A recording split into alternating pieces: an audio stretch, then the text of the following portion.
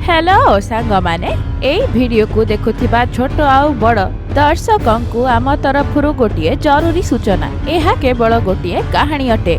एथिरे देखा जाइथिबा किंबा कुहा जाइथिबा सबु भूत मंत्र तंत्र काल्पनिक अटे। वास्तव जीवन रे भूतंक अस्तित्व पुष्टि करबा मो उद्देश्य न। एई दृश्य मान गाँर ना होछि अमरपुरी। अमरपुरी रे दिन समय सबु किछि ठीक ठाक रुहे, किंतु जेतेबेले राति हो जाए गाँ सारा थाए सुनसान। गाँर सबु लोक कबाट बंद करी डरी डरी बंचुछंती। एहार कारण किछि लोक प्रेत नाग, किछि लोक नागिन आउ किछि लोक दुष्ट सर्प बोली कुहंती। एही भली समस्ते अलगा अलगा कहानी कुहंती। किंतु सकाळ हेला परे गाँरे कौनसी ना कौनसी घर सामना रे गोटिए बड़ साप दंशन करिथिबा विष गुड़िक देखा जाए। और जहार भी घर सामना रे एहा थाए सेई घरे अशुभ हुए, सेई घरर लोक असुस्थ होई पड़ती। सेई चर्मरु बाहारुथिबा कला धुआं सेई घर को चारिपटरु घेरी दिए आउ से घर लोकन को बहुत कष्ट भी दिए। सेथिपाई गाँर सबु लोक एहाकु डरंती।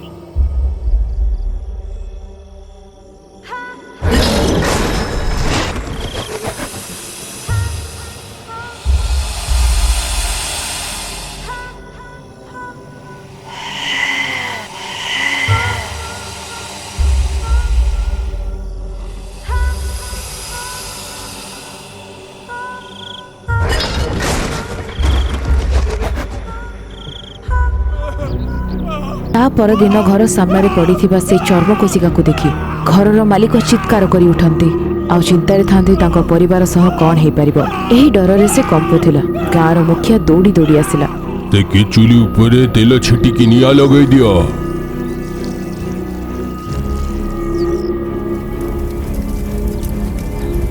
एहा करिबा मात्रे पूरा गाँ धुआं रे भर्ती होई गला। चारिआडे कला धुआं। से धुआं कारणरू ना केवल से घरर लोक, गाँर अन्य समस्त लोक से विष कारणरू अचेत होई गली पड़िले। आउ जेतेबेले सेमाने जाग्रत हेले सेमाने सापर चर्म भली बदली गले। एहा देखि ग्राम प्रधान गोटे बैठक आयोजन कला। जेमिति हेले समाधान बाहर करिबाकू पड़िबो, गाँर रक्षा करिबाकू पड़िबो। एपरी कही बहुत सिद्धंकु चिकित्सकंकु मांत्रिक और तांत्रिक को से डकेइला, किंतु केही भी तार समाधान खोजी पाउनथिले। जेपरिक एहा एमिति थिला गोटे दिन से गाँ को कमला आसिला। कमला आउ केही भी नुह, प्रकाशर स्थान भौणी थिला। जहा किछि भी होतिला एहा जानि कि से बहुत दुखी होतिला। भाई आउ भाउज को ए गाँ को छाड़ी निज गाँ को चली जिबाको बहुत अनुरोध कला। एमिति केमिति जाय परिबा भौणी, एठी बड़ हेछु, एठी सबु समस्या आसिला बोली अन्य गाँ रे पळै जिबा लोक माने हसिबेनी कि? गाँर समस्या हमर समस्या, एठिरु न लड़ी कि पळैबा ठीक नुहे। तमे ठीक कहूछ जे भाई, हेले बड़ बड़ तांत्रिक मांत्रिक से गाँर परिस्थिति को देखि मना करि सारलेनी। या परे भी तमे गाँ को छाड़ी के जिबा को चाहुन? जा हबो देखा जिवो। आउ आमे एमिति परिस्थिति रे गाँ केमते छाड़ीबा? गाँ लोक केते कथा कहिबे। बहुत समय परे गाँ को आछो, भागर केते वर्ष परे जाई के आसिलो। आज मन पसंद खाइबा तयारी हबो। शोभा कमला पई खाइबार प्रस्तुति करूची। तिनि जण एका सहित खाइले आउ सोई पड़िले। अधा राति हेई सारथिला। कमला कोनोसी कारण पाई सोई पार नथिला। से उठिला आउ झरका पटु अनेइथिला। एमारे जो साप विषय कथा होथिले से गली भितरे बुली बुली के जाउथिला। कमला सी बहुत साहसी। आग पछ किछि चिंता न करी से साप पछे पछे चलिला। गोटे घर पाखक आसिला परे से साप भयंकर रूपरे निज चर्म कोशिका छाड़ी विष दे दंशन उपरे दंशन करी सेठू चलीगला। कमला से साप को गछ पछपटे लुचि लुचि सब देखुथिला। से शब्द टिकिए भी न करी साप पछे पछे चालुथिला। गोटे जगह को आसला परे साप बड़ भाई प्रकाश घर को चलीगला। दौड़ी दौड़ी जाए झरका पटू देखिला बेलू साप प्रकाश पाखरे जाए सोई पड़िला। आ सोईबार किछि समय पर साप शोभितारे बदलीगला। शोभार बेकरे हाड़र गोटे माଳ थिला। से चमकुथिबा रत्नहार रे बदलीगला। यह देखि रत्नार हाथ गोड़ सब कंपी उठिला।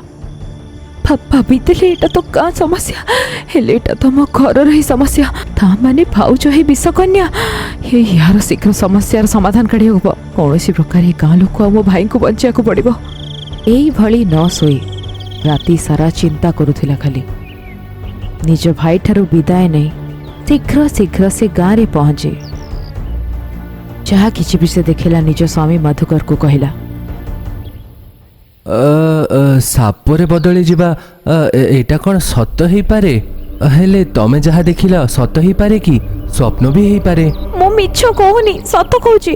ସେ ରତ୍ନ ଜଡ଼ିତ ହାର ହାଡ଼ର ମାଳିରେ ବଦଳି ଗଲା। ଗୋଟେ ବଡ଼ ସାପ ହେଇଗଲା ମୋ ଭାଉଜ। ମତେ ଲାଗୁଛି ସେ ହାର ସହିତ କିଛି ନା କିଛି ସାମଞ୍ଜସ୍ୟ ଅଛି ଏଠି। ଏଥିପାଇଁ ମତେ କିଛି ସାହାଯ୍ୟ ଦରକାର ତମଠାରୁ। ମୋ ଭାଇ ଭାଉଜ ଓ ଗାଁ ଲୋକଙ୍କୁ ଯେମିତି ହେଲେ ବି ବଞ୍ଚେଇବାକୁ ହବ। ଗାଁରେ କେତେ ଲୋକ ଆଗରୁ ମରି ସାରିଲେଣି। ଠିକ ଅଛି, ମୁଁ ଚେଷ୍ଟା କରିବି କାହାକୁ କହିବନି। ସିଏ ତ ମୋର ଭାଇ ଭାଉଜ ନା। ଠିକ ଅଛି, ମୁଁ କାହାକୁ କିଛି କହିବିନି। ନିଜ ସ୍ୱାମୀକୁ ଏତେ ଥର କହିବା ପରେ ବି ମଧୁକରକୁ କିଛି ବି ପ୍ରଭାବ ପଡ଼ିଲା ଭଳି ଜଣାପଡ଼ୁନଥିଲା। ନିଜ ସ୍ୱାମୀ ଆଗରେ କହି କିଛି ଲାଭ ନାହିଁ ବୋଲି ଏହା ଚିନ୍ତା କରି ନିଜ ଭାଇ ଭାଉଜକୁ ବଞ୍ଚେଇବା ପାଇଁ ଚେଷ୍ଟା ନିଜର ଆରମ୍ଭ କଲା। ଆଉ ସେଇ ଚେଷ୍ଟା ଭିତରେ ହିଁ ଗାଁରେ ଗୋଟିଏ ଆଈ ବୁଢ଼ୀ ସହିତ ସେ କଥା ହେଲା। କାକି, ଲୋକ ସାପରେ ବଦଳିବା, ଗାଁକୁ ଅଭିଶାପ ଦେବା ଆଉ ଚର୍ମ ଛାଡ଼ିକି ଯିବା, ଭୂତ ପ୍ରେତ ସତରେ ଥାନ୍ତି କି? ଆଉ ଯଦି ବି ଅଛି ତ କେହି କ'ଣ ଅଛନ୍ତି ଏମିତି ଯେ ଏଇଭଳି ଜିନିଷକୁ ରଖି ଆମକୁ ଯେମିତି କେହି ବଞ୍ଚାଇ ପାରିବ? ହଁ ଝିଅ, ଏଇ ଦୁନିଆରେ ଏମିତି ବହୁତ ଜିନିଷ ଥାଏ ଯାହା ଆମେ ଜାଣିନଥାଉ। କିଛି ଜିନିଷ ହିଁ ଆମେ ଜାଣିପାରୁ। ଏଇଭଳି ବହୁତ ଜିନିଷ ଅଛି ଯାହା ଆମେ ଜାଣି ହିଁ ନଥାଉ। ଯାହା ଆମେ ଆଖିରେ ଦେଖୁ ଆମେ ତାକୁ ସତ ଭାବୁ। ଅଣଦେଖା ଦୁନିଆ ବି ଥାଏ। ମଣିଷ ସାପରେ ବଦଳିବା, ସାପ ଭୂତରେ ବଦଳି ଯିବା। ମୃତ୍ୟୁ ପରେ ମଣିଷ କୁଆଡ଼େ ଯାଏ କ'ଣ ହେଇପାରିବ? ଆତ୍ମାରେ ବଦଳି ପାରିବ। ତାହା ସୁଆତ୍ମା ହେଇପାରେ, ନହେଲେ କୁଆତ୍ମା। ଆଉ ଏଇଭଳି ଭୂତ ପିଶାଚଙ୍କ ଠାରୁ ରକ୍ଷା କରିବା ପାଇଁ ଗୋଟିଏ ଲୋକ ଅଛି, ଜାଣିଛୁ? ସେ ହେଉଛି ମନ୍ତ୍ରବାଲି କାକି। ବହୁତ ମହିମା ତାଙ୍କର। ମନ୍ତ୍ରବାଲି କାକିଙ୍କ ନାଁ ଶୁଣୁ ଶୁଣୁ ଭୂତ ପ୍ରେତ ପିଶାଚ ସବୁ ଡରନ୍ତି। ଏବେ ତାଳ ପ୍ରାପ୍ତ ମନ୍ତ୍ର ମୁକୁଟ ପିନ୍ଧନ୍ତି। ବହୁତ ଭଲ ଲୋକ, ମହୁଆରେ ରୁହନ୍ତି। ଓ ଆଚ୍ଛା, ଏତେ ମହାନ ସେ ମନ୍ତ୍ରବାଲି କାକି? ହଁ ଝିଅ, ମୁଁ ପା କହୁଛି ସେ ବେତାଳ ସିଦ୍ଧ ପ୍ରାପ୍ତି ମନ୍ତ୍ରବାଲି କାକି। ତାଙ୍କ ପକ୍ଷେ କିଛି ଅସମ୍ଭବ ନୁହଁ। ଭୂତ ପ୍ରେତ ପିଶାଚ ଡାହାଣୀ ଚିରୁଗୁଣି ସମସ୍ତଙ୍କ ଛକ୍କା କାଟିଦିଅନ୍ତି। ଏହା ସବୁ ଜାଣିଲା ପରେ ସେ ଗୋଟିଏ ମୁହୂର୍ତ୍ତ ବି ଡେରି ନ କରି ମହୁଆ ଚାଲିଲା ମନ୍ତ୍ରବାଲି କାକିଙ୍କ ସହ ଦେଖା କରିବା ପାଇଁ। ତା ପରଦିନ ମହୁଆ ଯାଇ ଯାହା ବି ସେ ମନ୍ତ୍ରବାଲି କାକିଙ୍କ ଆଗରେ ଦେଖିଲା ସବୁ କହିଲା। ଆଉ ଏଇଭଳି ତାକୁ ସାହାଯ୍ୟ କରିବା ପାଇଁ ସେ ଅନୁରୋଧ କଲା। ମନ୍ତ୍ରବାଲି କାକି ବି ମାନିଗଲେ। ଆଉ ସେଇଦିନ କମଳା ସହିତ ହିଁ ଅମରପୁରୀକୁ ଚାଲିଗଲେ।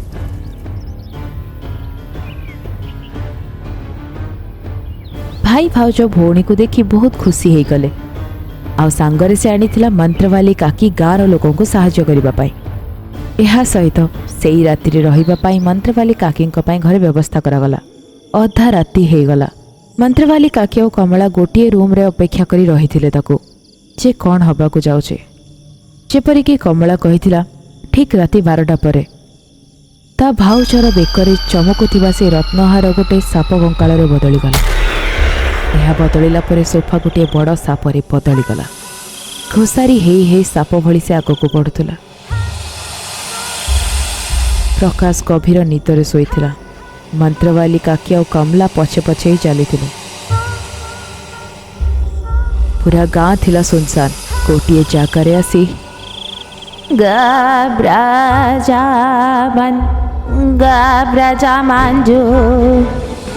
ମନ୍ତ୍ର ପଢ଼ି ନିଜର ବେତାଳ ବାଡ଼ି ସାହାଯ୍ୟରେ ସେ ସାପକୁ ସେ ନିୟନ୍ତ୍ରଣ କଲା।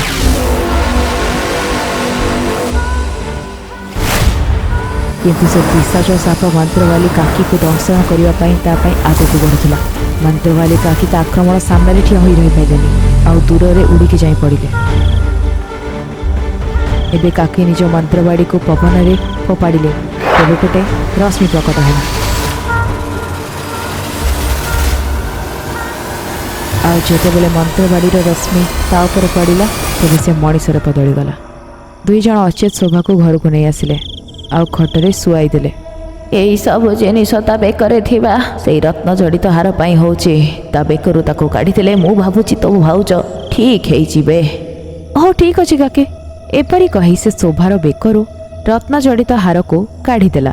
କିନ୍ତୁ ତାକୁ କାଢ଼ିଲା ପରେ କିଛି ସମୟ ପରେ ହିଁ ସେ ରତ୍ନ ଜଡ଼ିତ ହାର ପବନରେ ଉଡ଼ି ପୁଣି ଶୋଭାର ବେକରେ ଚାଲି ଆସିଲା। ଏହିସବୁ ଜିନିଷ ମନ୍ତ୍ରବାଲି କାକି ଆଶ୍ଚର୍ଯ୍ୟ ହେଇ ଅନଉଥିଲେ। ଏହା କୌଣସି ସାଧାରଣ ହାର ନୁହେଁ, ଏହା ମାୟାବୀ ହାର। ଏ ହାର ତୋ ଭାଉଜ ପାଖକୁ କୋଉଠି ଆସିଲା ଯେ ପର୍ଯ୍ୟନ୍ତ ମୁଁ ଜାଣିନି, ତାକୁ ବଞ୍ଚେଇବା ମୋ ପାଇଁ କଷ୍ଟକର ହେଇପଡ଼ିବ। ମୁଁ ହିଁ ଏହି ହାରଟି ଆମ ଭାଉଜକୁ ଦେଇଥିଲି। ହଁ, ହେଲେ ତତେ ଏ ହାର କୋଉଠୁ ମିଳିଲା? ଏହି ହାର ମୋ ସ୍ୱାମୀ ମଧୁକର ଦେଇଥିଲେ, ଆଉ ମୁଁ ଏହି ହାରକୁ ମୋ ଭାଉଜକୁ ବାହାଘର ଗିଫ୍ଟରେ ଦେଇଥିଲି। ତାହେଲେ ତୋ ସ୍ୱାମୀ ଏ ହାରର ରହସ୍ୟ ଜାଣିଥିବେ। ତା ପରଦିନ 2 ଜଣ ଯାଇ ସୁରଜପୁରରେ ମଧୁକରକୁ ପ୍ରଶ୍ନ କଲେ। ତମକୁ ଏ ହାର କୋଉଠୁ ମିଳିଲା? ସତ ସତ ସବୁ କହିବ, ଆଉ ଆଜି ସବୁ ବିସ୍ତାରରେ କହିବ। ତମ ପାଇଁ ସେଠି ଗାଁ ଲୋକ ମରୁଛନ୍ତି। କହିବି କାକି କହିବି। ଏତେ ଦିନ ତାହାର ସମାଧାନ ନ ମିଳିବା ଯୋଗୁଁ ମୁଁ ମନ ଭିତରେ ହିଁ ଚିନ୍ତାରେ ମରୁଥିଲି। ଏଟା ଜାଣିବା ପରେ ବି ମୋ ଯୋଗୁଁ ଗୋଟେ ଗାଁ ଗୋଟେ ପରିବାରକୁ ଅସୁବିଧା ହେଉଛି, କିଛି ନ କରିବାର ଅସହାୟ ସ୍ଥିତିରେ ଅଛି। ଆପଣ ଆସିବା ପରେ ଗୋଟେ ଆଶା ଅଛି, ଆପଣଙ୍କୁ ମୁଁ ସବୁ କିଛି କହିବି। ଆମ ଗାଁର ନାଁ ହେଲା ରଙ୍ଗାପୁର। ବାପା ନନ୍ଦକିଶୋର ଆଉ ମା ମଞ୍ଜୁଲାର ଆମେ 2ଟା ସନ୍ତାନ। ବଡ଼ ଭାଇ ରାମପ୍ରସାଦ ସକ୍ଷମ ଥିଲେ। ମୁଁ ବହୁତ ଦୁଷ୍ଟ ଥିଲି, ଆଉ ବାଳୁଙ୍ଗା ଟୋକା ପରି ବୁଲି ଏଇଠି ସେଇଠି ବୁଲୁଥିଲି। ବଡ଼ଙ୍କ ପାଇଁ ସମ୍ମାନ ଥିଲା ନାହିଁ, ଆଉ ନିଜ ମନର ହିଁ ମୁଁ କରୁଥିଲି। ବାପା ମାଙ୍କ ପାଇଁ ମୁଁ ଗୋଟେ ସମସ୍ୟା ଥିଲି, ତାଙ୍କ ଗୋଟେ ଇଚ୍ଛା ଥିଲା ମୋତେ ଭଲ ବୁଦ୍ଧି ମିଳୁ। ଏମିତି ହେଇଥିଲା, ଆମ ଗାଁରେ ଜଣେ ସିଦ୍ଧ ପୁରୁଷ ଆସିଲେ। ସିଏ ଭାରି ମହିମାବାନ ଥିଲେ। ମୋ ବାପା ମା ତାଙ୍କର ଆଦର ସତ୍କାର କରିକି ତାଙ୍କୁ ଭୋଜନ ଦେଲେ। ସେତେବେଳେ ମୁଁ ସେଇଠି ଆସିଲି। ଭିକାରୀକୁ ବାହାରେ ଖାଇବା ଦେବା ଏସବୁ ଭୁଲିକି ଆପଣ ଭିକାରୀକୁ ଘର ଭିତରେ ହିଁ ଖାଇବା ଦଉଛନ୍ତି, କ'ଣ ଭାବୁଛନ୍ତି? ସମ୍ମାନର ସହିତ କଥା ହଉ ମଧୁକର, ଇଏ ହେଉଛନ୍ତି ଆମ ଅତିଥି। ଅତିଥି ଭିକାରୀ ହଉ କିମ୍ବା ବଡ଼ ଲୋକ ହଉ, ତାଙ୍କୁ ଘରେ ଡାକିକି ଭୋଜନ ଖୁଆଇବା ଭଲ ହୁଏ। ହେଲେ ମୁଁ ଭିକାରୀ ନୁହେଁ ଯେମିତି ତମେ ଭାବୁଛ। ଅନ୍ୟ କାହାର ଏଇଠି ଖାଇବା ଲୋକକୁ ଭିକାରୀ କହିବାନି ତ କ'ଣ କହିବା? ଆଚ୍ଛା, ଏମିତି କି? ଗୋଟେ ଦିନ ଏମିତି ଆସିବ ତମକୁ ବି ଭିକ୍ଷା କରିବାକୁ ପଡ଼ିବ, ଏଟା ନିଶ୍ଚିତ ହବ। ଗୋଟେ ଭିକାରୀର ଏତେ ଅହଙ୍କାର! ଆମ ଘରେ ଭୋଜନ ଖାଇକି ମୋତେ ଅଭିଶାପ ଦଉଛ? ଏଟା ଅଭିଶାପ ନୁହେଁ ବାପା, ଏଟା ତମ ପାଇଁ ଭଲ ହେବାର ଗୋଟେ ଅବସର। ଏଟାକୁ ଅଭିଶାପ ନେଲେ ଏଟା ଅଭିଶାପ ହିଁ ହବ। କ'ଣ କଥା କହୁଛ? ମୁଁ ତମକୁ ଏବେ ହିଁ ଘରରୁ ବାହାର କରିବାକୁ ଚାହେଁ, ବାହାର। ଆଉ ଗୋଟେ ବି ଶବ୍ଦ କହିଲେ ମୁଁ ତମକୁ ଛାଡ଼ିବିନି। ମୁଁ ଭୁଲିଯିବି ତମେ ମୋର ପୁଅ, ସେ ଅତିଥି ଆଉ ଗୋଟେ ସିଦ୍ଧ ଗୁରୁ। ଯଦି ତମେ ତାଙ୍କୁ ଅସମ୍ମାନ କରିବ, ମୁଁ ଏଟା ଦେଖିବିନି ତମେ ମୋର ପୁଅ। ତମକୁ ଘରରୁ ମୁଁ ବାହାର କରିଦେବି। ଏଟା ଶୁଣିକି ମୁଁ ଭାରି ରାଗିଗଲି। ଗୋଟେ ଭିକାରୀ ସାମ୍ନାରେ ବାପା ମୋତେ ବେଇଜ୍ଜତ କଲେ। ଏମିତି ରାଗିକି ମୁଁ ଘରରୁ ବାହାରକୁ ଆସିଗଲି। ଗୁରୁଦେବ କ୍ଷମା କରନ୍ତୁ, ମୋ ପୁଅଟା ଟିକେ ମୂର୍ଖଟା। ଏପଟ ସେପଟ ଲୋକଙ୍କ ସହିତ ମିଶିକି ଏମିତି ହଉଛି। ବଡଙ୍କ ସହିତ ଭଲରେ ଟିକେ କଥାବାର୍ତ୍ତା ବି କରୁନି। ସମସ୍ୟା ହେଇଗଲାଣି ଆମର ଇଏ। ଛୋଟ ବୟସରେ ଏଟା ହଉଥାଏ। ସେ ସିଦ୍ଧ ଗୁରୁ ପେଟ ଭରିକି ଖାଇକି ଯିବାବେଳେ କହିଲେ, ମୋତେ ତମେ ମାନେ ଖୁଏଇଲ, ମୁଁ ତମକୁ ସେ ବରଦାନ ଦେବି ଯୋଉଟା ତମକୁ ଦରକାର। କ'ଣ ଦରକାର କୁହ? ଆମକୁ କୌଣସି ବରଦାନ ଦରକାର ନାହିଁ, ଖାଲି ମୋ ପୁଅକୁ ସେତିକି ସୁବୁଦ୍ଧି ଦିଅନ୍ତୁ, ସେ ସମସ୍ତଙ୍କୁ ଆଦର ସ୍ନେହ କରୁ, ଏତିକି। ଆପଣ ମୋତେ ଖୁଏଇଲେ, ଆପଣଙ୍କୁ ମୁଁ ବରଦାନ ଦେବି, ଆପଣ ପୁଅକୁ ନୁହେଁ। ଆପଣଙ୍କୁ ଯାହା ଦରକାର କୁହନ୍ତୁ। ଭଗବାନ ଗୁରୁମାନଙ୍କର ଆଶୀର୍ବାଦ ଯୋଗୁଁ ଆମକୁ କିଛି ଜିନିଷର ଅଭାବ ନାହିଁ। କଷ୍ଟ କରିକି କାମ କରୁଛୁ, ପେଟ ଭରିକି ଖାଉଛୁ, ଆରାମରେ ଅଛୁ। ଆମର ଗୋଟିଏ କଷ୍ଟ ହେଲା ମୋର ଛୋଟ ପୁଅ ମଧୁକର। ଏମିତି ବରଦାନ ଦିଅନ୍ତୁ ସେ ଗୋଟେ ଭଲ ମଣିଷ ହେଇପାରେ। ମୁଁ ଆଗରେ ହିଁ କହିଥିଲି, ନିଜ ପାଇଁ କୁହନ୍ତୁ, ମୁଁ ତାକୁ ବରଦାନ ଦେଇପାରିବି ନାହିଁ। ସିଦ୍ଧଗୁରୁର ଏତେ କହିବା ପରେ ବି ବାପା ମା ଏଟା ହିଁ ଚାହିଁଲେ କି ମୁଁ ଗୋଟେ ଭଲ ମଣିଷ ହେଇପାରେ। ଠିକ ଅଛି, ଆପଣ ଯଦି ଏତେ ମୋତେ ପଚାରୁଛନ୍ତି, ମୁଁ ଯାହା କରିପାରିବି ସେଇଟା ହିଁ କରିବି। ଏମିତି କହିକି ନିଜ ଜିଭରୁ ଗୋଟେ ରତ୍ନର ହାର ବାହାର କରିକି ଦେଇଦେଲେ। ଏ ରତ୍ନର ହାରକୁ ନିଜ ପୂଜା ଘରର ଗୋଟେ କୋଣରେ ରଖିବେ। ପ୍ରତ୍ୟେକ ଦିନ ଭକ୍ତି ଭାବରେ ପୂଜା କରନ୍ତୁ, ଆପଣ ସହିତ ସବୁ ଭଲ ହବ। ସାବଧାନ, ଏ ମାଲାକୁ ସବୁବେଳେ ପୂଜା ଘରରେ ହିଁ ପୂଜିବେ, ହେଲେ ଆକୁ ପିନ୍ଧିବେନି। ପିନ୍ଧିଦେଲେ ବହୁତ ବଡ଼ ବିପଦ ଆସିଯିବ, ସେଥିପାଇଁ କେବେ ବି ପିନ୍ଧିବେନି। କେବଳ ଏହାର ପୂଜା କରିବେ। ପରଦିନ ଯେତେବେଳେ ମୋର ରାଗ କମିଲା, ମୁଁ ଘରକୁ ଗଲି। ହେଲେ ଗୋଟେ ଭିକାରୀ ଆଗରେ ମୋର ସମ୍ମାନ ହାନି କଲେ, ତାହାର ରାଗ ମୋତେ ଏବେ ବି ଥିଲା। ସେ ରାଗରେ ମୁଁ ମୋର ଚେତନା ଭୁଲିଗଲି। ମୋ ବାପା ମା ଉପରେ ମୁଁ ପାଟି କରିଦେଲି, ମୋତେ ମୋର ଭାଗର ସମ୍ପତ୍ତି ଦେଇ ଦିଅନ୍ତୁ, ଯୋଉଟା ପାଇଁ ମୁଁ ଉପଯୁକ୍ତ। ମୁଁ ସେଇଠି ରହିପାରିବିନି ଯୋଉଠି ସମ୍ମାନ ନାହିଁ। ହେଲେ କ'ଣ ସମ୍ପତ୍ତିର ଭାଗ କରିଦେବି? ତମ ଭାଇ ମୋତେ ସାହାଯ୍ୟ କରୁଛି, ସେ ବ୍ୟବସାୟରେ ମୋର ସାହାଯ୍ୟ କରେ। ଏ ବୟସରେ ମୋତେ ବିଶ୍ରାମ ଦରକାର, ମୁଁ ଘରେ ହିଁ ରହିବି। ତମେ ଯାଇକି ଭାଇକୁ ସାହାଯ୍ୟ କର ଆଉ ବ୍ୟବସାୟକୁ ବଢ଼ାଅ। ମୁଁ କ'ଣ ମୋର ବଡ଼ ଭାଇର ତଳେ ସବୁବେଳେ କାମ କରିବି? ମୁଁ କ'ଣ ମାଲିକ ହେଇପାରିବିନି? ତା ତଳେ ମୋତେ କାମ କରିବାର ଦରକାର ନାହିଁ। ମୋର ଭାଗ ଦେଇଦେଲେ ମୁଁ ନିଜର କାମ ନିଜେ କରିବି। ମୁଁ ଆପଣଙ୍କୁ ବିରକ୍ତ କରିବିନି, ଆପଣଙ୍କ ଘରେ ବି ଆସିବିନି। ଆପଣ ଘର ମୋର ଘର କହିକି ଅଲଗା କାହିଁକି ହଉଛ ଭାଇ? ବହୁତ ବଡ଼ ଭୁଲ କରୁଛ। ଏ ବୟସରେ ତମକୁ ବାପା ମାଙ୍କୁ ଚିନ୍ତା ଦେବାର ଉଚିତ ନୁହେଁ। ତମେ ସବୁ ଦେଖ, ମୁଁ ତମକୁ ସାହାଯ୍ୟ କରିବି। କିଛି ଦରକାର ନାହିଁ। ଗାଁରେ ସମସ୍ତେ ଆକୁ ନେଇକି କଥା କହିବେ ଭାଇର ଭିକ ଉପରେ ବଞ୍ଚୁଛି। ମୋତେ ଏସବୁ ଦରକାର ନାହିଁ। ମୁଁ ମୋର ବୁଦ୍ଧିରେ ତମଠୁ ବେଶୀ କମେଇ ପାରିବି। ମୋତେ ମୋର ଭାଗ ଦେଇ ଦିଅନ୍ତୁ। ଏମିତିରେ ବି ଆପଣଙ୍କ ମରିବା ପରେ ଦେବାକୁ ହିଁ ପଡ଼ିବ। ଇଏ ଆମ ଜୀବନ କାଳର ପର ମୁହୂର୍ତ୍ତ ବିଷୟରେ କଥା ହଉଛି। ଗର୍ବଟା ମୁଣ୍ଡକୁ ଚଢିଗଲାଣି ୟାର। ଠିକ ଅଛି, ସେ ଯେମିତି ଚାହୁଁଛି ସେମିତି କର। ତାକୁ ତା ଭାଗଟା ଏଇଠି ଦେଇଦିଅ। ମୋ କଥାରେ ମୋର ବାପା ମାଆର ମନ ଭାଙ୍ଗିଗଲା। ସେ ଆମ ଦି ଜଣଙ୍କୁ ସମ୍ପତ୍ତିର ଭାଗ କରିଦେଲେ। ମୁଁ ନିଜର ଗାଁ ଛାଡ଼ିକି ପାଖ ଗାଁରେ ପଳେଇଲି। ମୁଁ ନିଜ ସବୁ ସମ୍ପତ୍ତି ବିକିଦେଲି। ଆଉ ସେ ଟଙ୍କାକୁ ନେଇକି ପୁଲଗିରି ନାଁର ଗୋଟେ ଗାଁରେ ପହଞ୍ଚିଲି। ସେଇଠି କପଡ଼ାର ବ୍ୟବସାୟ ଆରମ୍ଭ କଲି। ହେଲେ ମୋର ଅନୁଭବ ଥିଲା ନାହିଁ, ଆଉ ମୋର ଅହଙ୍କାର ଯୋଗୁଁ ମୁଁ ବ୍ୟବସାୟ କରିପାରିଲିନି। ମୋର ବିକ୍ରେତାମାନଙ୍କ ସହିତ ମୁଁ ଲଢ଼ୁଥିଲି। ମୋର ଭାରି କ୍ଷତି ହେଇଗଲା। 2 ବର୍ଷ ଭିତରେ ମୋର ସବୁ ସମ୍ପତ୍ତି ମୋ ହାତରୁ ପାଣି ପରି ବାହାରିଗଲା। ଦେହରେ ଲୁଗାପଟା ଛାଡ଼ିକି ଆଉ କିଛି ରହିଲାନି। ମୁଁ ବୁଝିପାରୁନଥିଲି ମୁଁ କ'ଣ କରିବି। ହେଲେ ବି ମୋର ଅହଙ୍କାର କମ୍ ହେଉନଥିଲା। ପୁଣି ଥରେ ମୁଁ ଗାଁକୁ ଗଲି। ମୋ ବାପା ମାଙ୍କର ପାଖରେ ଗଲି। ହେଲେ ତା ଭିତରେ ସେମାନେ ଧନୀ ହେଇଯାଇଥିଲେ। ମୋର ସନ୍ଦେହ ଅଛି ତାଙ୍କର ଧନୀ ହେବାର ପଛରେ ସିଦ୍ଧଗୁରୁର ଦେଇଥିବା ସେ ରତ୍ନର ହାର ହେଇପାରେ। ସେ ହାର ଆସିବା ପରେ ହିଁ ତାଙ୍କର ଭାଗ୍ୟ ବଦଳିଗଲା। ଯଦି ସେ ହାର ମୋର ପାଖରେ ଥିବ, ସେଟା ହିଁ ମୋ ପାଇଁ ଭଲ ହବ ଭାବିକି ମୁଁ ମୋର ସବୁ ସମ୍ପତ୍ତି ହରେଇକି ଆସିଥିଲି। ହେଲେ ବି ବାପା ମା ମୋତେ ଆଶ୍ରୟ ଦେଲେ। ମୋର ବଡ଼ ଭାଇ ବି ମୋଠୁ ବହୁତ ଭଲସେ ବ୍ୟବହାର କରିଲେ। ଆରେ ପଇସା ଗଲା ତ ଗଲା, ତମେ ଭଲ ମନରେ ଫେରି ଆସିଲ। ସେଟା ହିଁ ତ ଆମ ବ୍ୟବସାୟଠୁ ତମେ ଗୋଟେ ଦେଖିଦେବ, ହେଲା? ଠିକ୍ ଅଛି ଭାଇ, ତମେ ବଡ଼ ମନରେ ମୋତେ କ୍ଷମା କରିଲ। ଏଟା ହିଁ ମୋ ପାଇଁ ବହୁତ। ଉପରୁ ମୁଁ ଏଟା କହୁଥିଲି, ହେଲେ ମୁଁ ତାଙ୍କର ବୃଦ୍ଧି ସହିପାରିଲିନି। ବଡ଼ ଭାଇର ମୋଠୁ ଆଗେଇ ଯିବା ଏଟା ମୋତେ ଜମା ଭଲ ଲାଗିଲାନି। ହେଲେ ମନରେ ମୋର ବିଶ୍ୱାସ ଥିଲା ଏଟା ସେ ରତ୍ନର ମାଲା ଯୋଗୁଁ ହିଁ ହେଇଥିଲା। ସେଦିନଠୁ ମୁଁ ଉଚିତ ସମୟର ଅପେକ୍ଷା କରୁଥିଲି। ଗୋଟେ ରାତି ସମସ୍ତେ ଶୋଇପଡ଼ିଥିଲେ।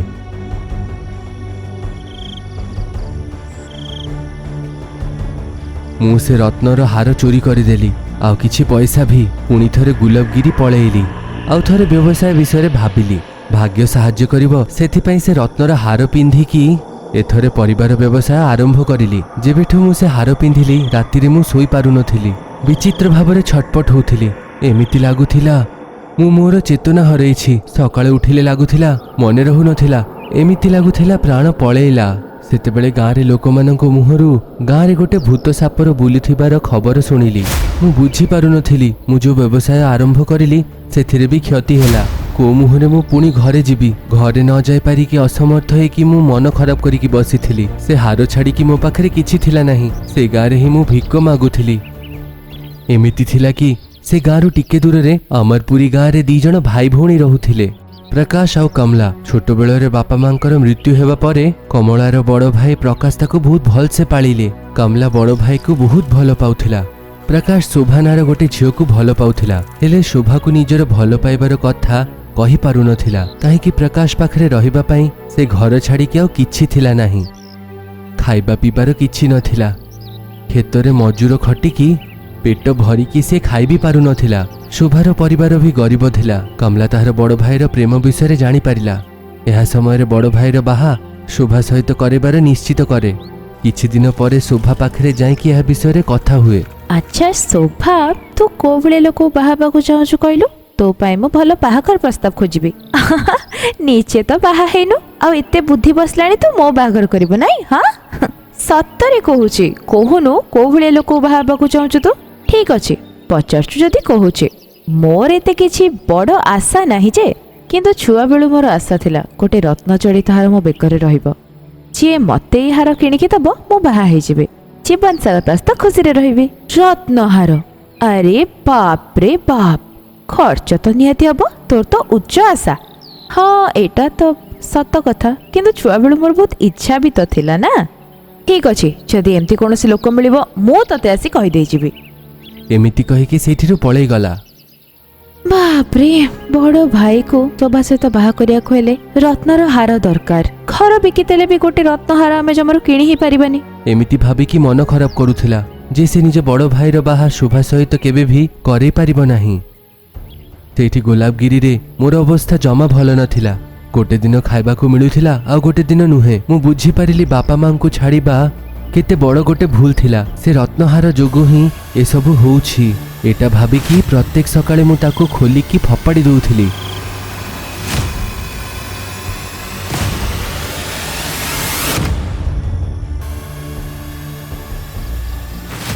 ହେଲେ ଯେତେବେଳେ ରାତି ହେଉଥିଲା ସେ ରତ୍ନହାର ଖୋଜିକି ଆସିକି ମୋର ତଣ୍ଟିରେ ଆସି ଯାଉଥିଲା।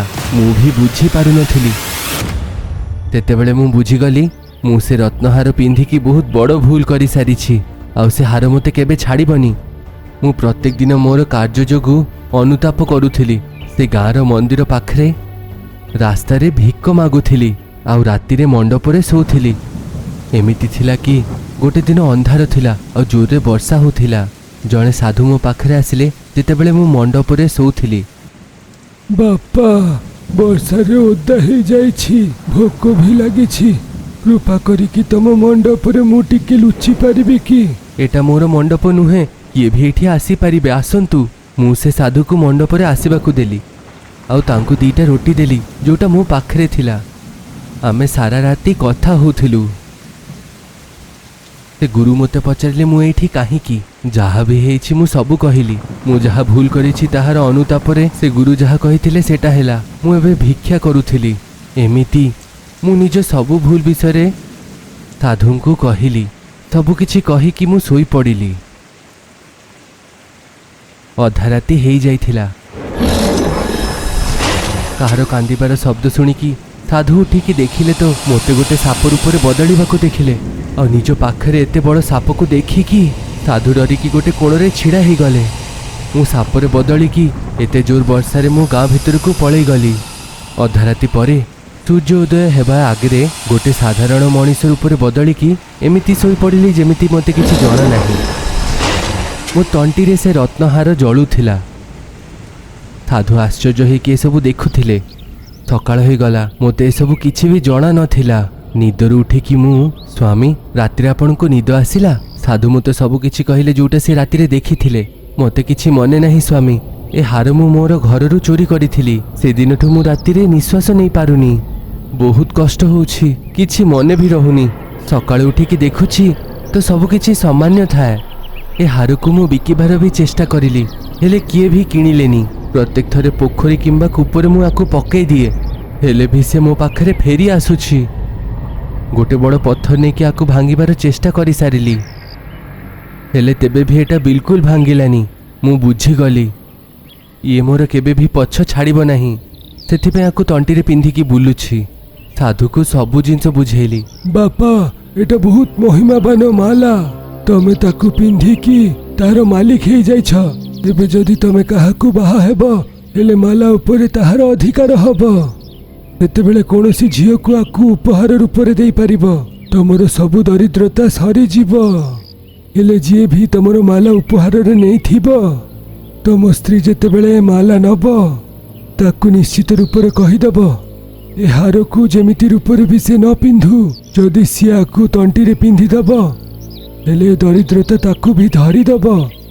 ସାଧୁ ମାଲା ବିଷୟରେ କହିକି ସେଇଠିରୁ ପଳେଇ ଗଲେ। କିଛି ଦିନ ପରେ ଅମରପୁରୀ ଗାଁରେ ଗୋଟେ ମେଲା ଆସିଲା। ହେଲେ ମୁଁ ସେଇଠି ଭିକ ମାଗିବାକୁ ଗଲି। ସେଇଠି ଗୋଟେ ଝିଅ ମୋତେ ଦେଖୁଥିଲା। ସିଏ ଆଉ କିଏ ନୁହେଁ, କମଲା ଥିଲା। ମୁଁ ତା ପାଖକୁ ଗଲି ଆଉ ପଚାରିଲି, ଆପଣ ମୋତେ ହିଁ କାହିଁକି ଦେଖୁଛନ୍ତି? ଆପଣ ଚିହ୍ନୁଛନ୍ତି କି? ଦେଖିବାକୁ ତ ତମେ ଗୋଟେ ଭଲ ପରିବାର ଜଣା ପଡୁଛ, ହେଲେ ଭିକ କାଇଁ ମାଗୁଛ ତମେ? ମୋର ବାପା ମା ଭାରି ଧନୀ, ହେଲେ ମୁଁ ତାଙ୍କର ସମ୍ପତ୍ତି ବ୍ୟବସାୟରେ ହାରିଦେଲି। ଆଉ ମୋ ପାଖରେ ଏବେ ପଇସା ହିଁ ନାହିଁ। ମୋତେ କିଛି କାମ ଆସୁନି, ସେଥିପାଇଁ ମୁଁ ଭିକ ମାଗୁଛି। ଓ, ହେଲେ ଭିକ କାଇଁ ମାଗୁଛ? ତମ ବେକରେ ତ କେତେ ସୁନ୍ଦର ରତ୍ନହାର ଅଛି। ତାକୁ ବିକ୍ରି କଲେ ତ ତମେ କିଛି ବି କରିପାରିବ। ତମେ ସେଇ ଟଙ୍କାରୁ ପୁଣି ଥରେ ବ୍ୟବସାୟ ଆରମ୍ଭ କରିପାରିବ। ମୋତେ ଜଣାଅଛି ରତ୍ନହାର ମୂଲ୍ୟବାନ, ହେଲେ ଏଟା ବଂଶ ପରମ୍ପରାରୁ ଚାଲି ଆସୁଛି। ମୁଁ ବିକି ପାରିବିନି। ଏଟା ମୋ ପାଖେ ଥିବା କଥା, କିମ୍ବା ଆକୁ ମୁଁ ଉପହାର ରୂପରେ ଦେଇପାରିବି ଯିଏ ମୋ ସହିତ ବାହା ହବ।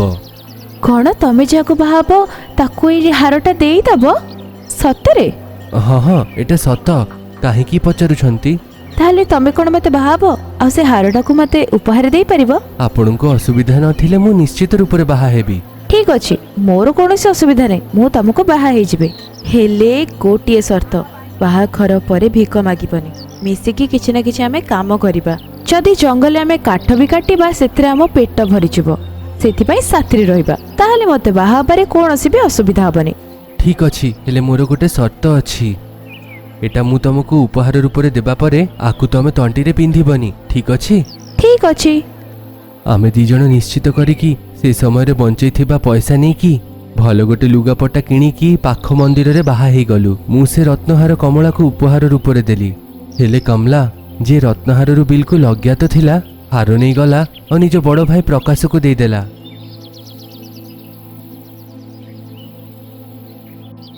ଭାଇ, ତୁ ଏ ହାରକୁ ଶୋଭାକୁ ଉପହାର ଆକାରରେ ଦେଇଦେ, ସେ ତମ ସହିତ ନିଶ୍ଚୟ ବାହା ହବ।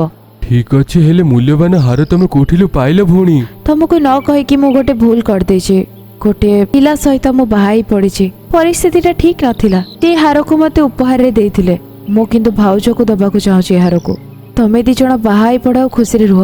ମୁଁ ମୋ ସ୍ୱାମୀ ମଧୁକର ସହିତ ଗୁଲବଗି ଗାଁରେ ଯାଇ ରହିଯିବି। ଏମିତି ନିଜ ଭାଇକୁ ମନେଇ ଦେଲା। ରତ୍ନ ଜଡ଼ିତ ହାରକୁ ଦେଖିକି ଶୋଭା ଖୁସି ହେଇ ଉଠିଲା। ତାଙ୍କ ବିବାହ ବଡ଼ର ଅନୁମତି ନେଇକି ହେଲା। ମୁଁ ଆଉ କମଳା ଗୋଟେ ଛୋଟ ଘର ଗୁଲାବଗିରିରେ ଭଡ଼ାରେ ନେଲୁ।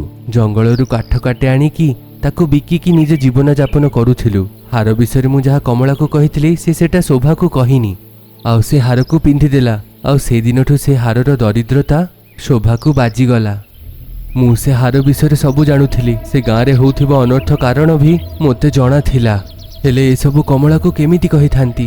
ହେଲେ କମଳା ଯଦି ଜାଣି ଦେଇଥାନ୍ତା ମୁଁ ତାକୁ ଧୋକା ଦେଇକି ବାହା ହେଇଛି, ସେ ମୋ ଉପରେ ରାଗିବ। ସେଥିପାଇଁ ମୁଁ କମଳାକୁ କିଛି ବି କହିଲିନି, ଚୁପ୍ ରହିଗଲି। ଏଟା ହିଁ ହେଇଥିଲା କାକି। ଛି ଛି ଛି ଛି, ନିଜ ସ୍ୱାର୍ଥ ପାଇଁ କେତେ ନିଜ ହେଇଯାଉଛି ମଣିଷ। ଯଦି ଏ ହାର ପୁଛର ସତ କଥା କହିଥାନ୍ତ ତାହେଲେ କମଳା ଶୋଭାକୁ ଏ ହାର ଦେଇନଥାନ୍ତା ଆଉ ଗାଁରେ ଲୋକ ମରିନଥାନ୍ତେ। ଅସଲରେ ଯେପର୍ଯ୍ୟନ୍ତ ଏ ହାରର ସତ୍ୟାସତ୍ୟ ମୁଁ ନ ଜାଣିପାରିବି ଲୋକଙ୍କୁ ବଞ୍ଚେଇ ପାରିବିନି। ଆଉ ପ୍ରଥମେ ସେ ସିଦ୍ଧ ପାଖକୁ ଏ ହାର ଆସିଲା କେମିତି? ଏହା କହି ସମସ୍ତେ ଏକା ସହିତ ମିଶି ଅମରପୁରୀକୁ ଗଲେ। ପ୍ରକାଶ ଆଉ ଶୋଭାକୁ ସବୁ କଥା ମନ୍ତ୍ରବାଲି କାକି କହିଲେ। ତାହେଲେ କ'ଣ ମୁଁ ସେଇ ପିଶାଚ ଯିଏ ନିର୍ଦ୍ଦୋଷ ଗାଁ ଲୋକଙ୍କୁ ରାତିରେ ଏମିତି ମାରି ଦଉଛି? ମନ ଦୁଃଖ କରନି ଶୋଭା, ଏହାର କାରଣ ତୁ ନୁହେଁ, ତୋ ବେକରେ ଥିବା ସେ ରତ୍ନ ଜଡ଼ିତ ହାର। ତୁ ନିର୍ଦ୍ଦୋଷ, ଅଜାଣତରେ ତୁ ସେ ହାରଟାକୁ ପିନ୍ଧି ଦେଇଛୁ। ଭୁଲ ହେଉଛି ମଧୁକରର, ଯିଏ ସବୁ ଜାଣି ଶୁଣି ବି ସେ ବୋଝକୁ ଲୁଚେଇକି ଲୁଚି ରହିଥିଲା। ଏବେ ବି କିଛି ବିଗିଡ଼ିନି, ସେ ହାରକୁ ନିଜ ବେକରୁ କାଢ଼ିକି ମତେ ଦେ। ଏତିକି କହିବା ମାତ୍ରେ ଶୋଭା ସେ ହାରକୁ କାଢ଼ି କାକିକୁ ଦେଇଦେଲା। ଗାବ୍ରାଜାମାନ୍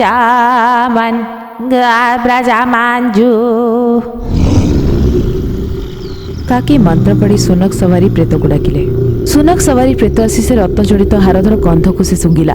ଏ ହାର ସହିତ ସମ୍ବନ୍ଧିତ ବ୍ୟକ୍ତିର ଠିକଣା କାଢ଼ିକି ବାହାର କର ଯା। ଏତିକି କହି ସେ ସୁନକ ସୱାରୀ ପ୍ରେତକୁ ପଠେଇଲା। ତେବେ ସେ ହାର ପବନରେ ହଠାତ୍ ଉଡ଼ିଲା ଆଉ ଶୋଭା ବେକରେ ଯାଇ ପହଞ୍ଚିଗଲା।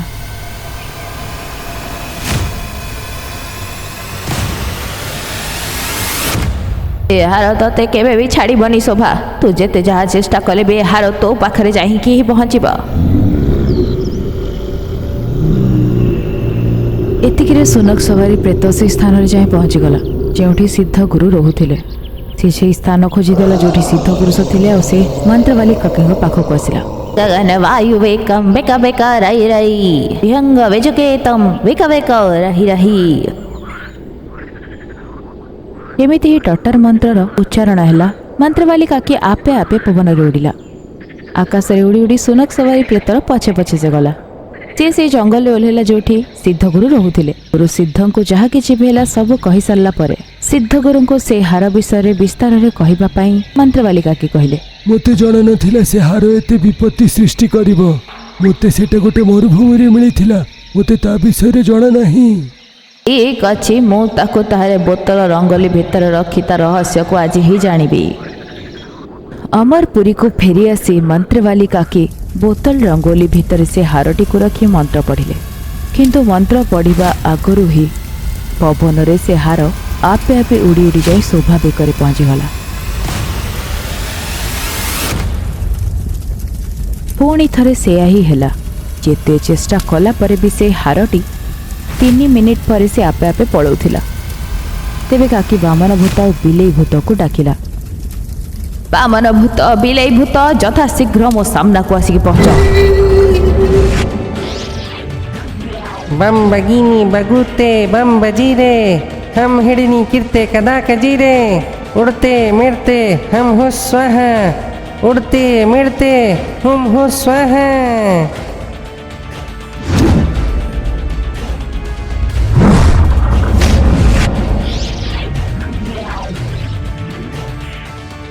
Ajumba, ajumba, campura jambu ajumba.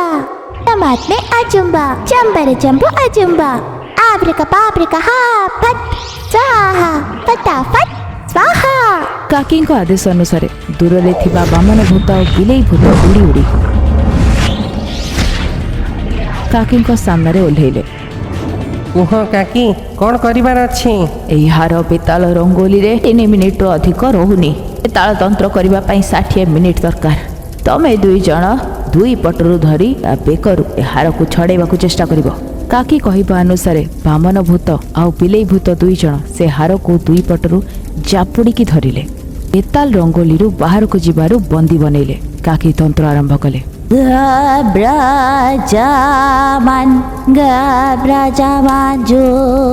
ଯେମିତି ହିଁ ମନ୍ତ୍ର ଉଚ୍ଚାରଣ କରାଗଲା ସେ ହାର ଗୋଟିଏ ସାପ କଙ୍କାଳରେ ବଦଳିଗଲା। ସାପ କଙ୍କାଳରେ ବଦଳିଲା ପରେ କଙ୍କାଳରେ ରକ୍ତ ଛିଟା ଲାଗିଥିଲା ଆଉ ସେ ଲାଲ ରକ୍ତରୁ ଗୋଟେ ହଳଦିଆ ଧୂଆଁ ବାହାରିଲା ଆଉ ସେଥିରୁ ଗୋଟିଏ ଯକ୍ଷିଣୀ ବାହାରିଲା। ଭାବିଥିଲି ଏହା ଭୂତ ପିଶାଚ ନହେଲେ ଡାହାଣୀର କାମ, ହେଲେ ଏଥିରୁ ତ ଯକ୍ଷିଣୀ ବାହାରିଲା। ଯକ୍ଷିଣୀ ଏସବୁ କ'ଣ? ଏ ହାରର ରହସ୍ୟ କ'ଣ? ଏହି ହାର ମୋ ଅଧୀନରେ ନୁହେଁ, ମୋ ଅଭିଶାପର କାରଣ। ଆମ ଯକ୍ଷିଣୀ ପାହାଡ଼ ଉପରେ ଥିବା କିଛି ବର୍ଷ ପୂର୍ବରୁ ଗନ୍ଧର୍ବ ପାହାଡ଼ ଉପରେ ଚିତ୍ରଲେଖା ଦେବୀଙ୍କ ମୂର୍ତ୍ତିକୁ ପ୍ରତିବର୍ଷ ବିଶେଷ ପୂର୍ଣ୍ଣିମାରେ ପୂଜା କରିବା ପାଇଁ 3 ଜଣ ଯକ୍ଷିଣୀ ଗନ୍ଧର୍ବ ପାହାଡ଼କୁ ଆସୁଥିଲୁ। ସେଇଠି ମୋତେ ଗୋଟିଏ ମଶା କାମୁଡ଼ିଦେଲା ଆଉ ମୋ ରକ୍ତ ସେ ମଶା ଭିତରକୁ ଚାଲିଗଲା।